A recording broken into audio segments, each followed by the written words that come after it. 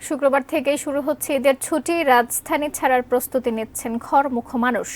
এই ছুটিতে ঢাকা ময়মনসিংহ মহাসড়কে কতটা ভোগান্তি হতে পারে, বিস্তারিত আবুল কালাম আজিদের রিপোর্টে। শিল্পাঞ্চল খ্যাত গাজীপুর জীবিকার টানে বিভিন্ন এলাকার পাশাপাশি ময়মনসিংহ, শেরপুর, জামালপুর অঞ্চলের অসংখ্য মানুষের অস্থায়ী বসতি সেখানে। ঈদ এলেই প্রিয়জনদের সঙ্গে আনন্দ ভাগ করে নিতে সংগ্রামী মানুষগুলো শিল্পাঞ্চল থেকে ছুটে যান বাড়ির পানে। কিন্তু পথের ভোগান্তিতে শুরু হচ্ছে তাদের আনন্দযাত্রা, কারণ চাঁদনা চৌরাস্তা মোড় থেকেই দূরপাল্লার যাত্রীবাহী বাসে উঠতে হবে। সেখানে বাস র্যাপিড ট্রানজিট বিআরটি প্রকল্পের কাজ চলমান থাকায় সড়ক অনেকটাই সংকীর্ণ, তাই যানজট পিছু ছাড়ছে না।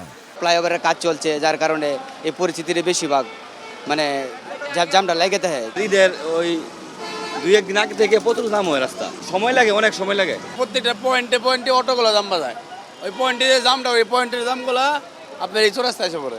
চৌরাস্তা মোড়ে রিক্সা, অটোরিকশা চলাচলের কারণে সাধারণের ভোগান্তি বেড়ে যায় বহুগুণ। ঈদ এলে যানজট নিয়ন্ত্রণে বেশ হিমশিম খেতে হয় আইন শৃঙ্খলা বাহিনীকে। যাতায়াত নির্বিঘ্ন করার চেষ্টায় অতীতের মতো এবারও কিছু পদক্ষেপ নিচ্ছেন তারা। বিশেষ করে মোড় থেকে বাসের টিকিট কাউন্টার সরিয়ে প্রশস্ত সড়কের পাশের ফুটপাতে স্থানান্তরের পরিকল্পনা তাদের। এক নম্বর সমস্যা হচ্ছে যে আমাদের বিআরটি প্রজেক্টের কাজগুলো শেষ হয়নি। কোনো জায়গায় রাস্তা মাঝে মাঝে বন্ধ করে কাজ করে। যদিও আমরা ঈদ উপলক্ষে আমাদের তাদেরকে রিকোয়েস্ট করেছি যে ঈদের যাত্রার ওই কয়েকদিন অন্তত আপনারা যেন কাজ বন্ধ রাখেন। বাধাহীন যাতায়াতের জন্য ঢাকা থেকে ময়মনসিংহগামী দূরপাল্লার যাত্রীবাহী বাসগুলোকে চাঁদনা চৌরাস্তার উড়াল সড়ক ব্যবহারে বাধ্য করা হবে। বিপত্তিটা ঘটবে উড়াল সড়কের উঠানামার মুখে, যখন বাসগুলো যাত্রী তোলার চেষ্টা করবে, যেখানে উল্টো পথেও বিভিন্ন ধরনের যানবাহন চলাচল করে। তবে এ ব্যাপারে সতর্ক থাকার কথা জানিয়েছে আইন শৃঙ্খলা বাহিনী।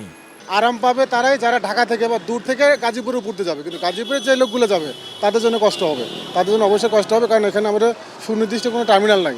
এক নম্বর কথা, তার মানে রাস্তায় গাড়ি দাঁড়াবে, রাস্তায় লোক উঠবে, আর তখনই জ্যামটা তৈরি হবে। Abul Kalam Azad, ATN news, Gazipur.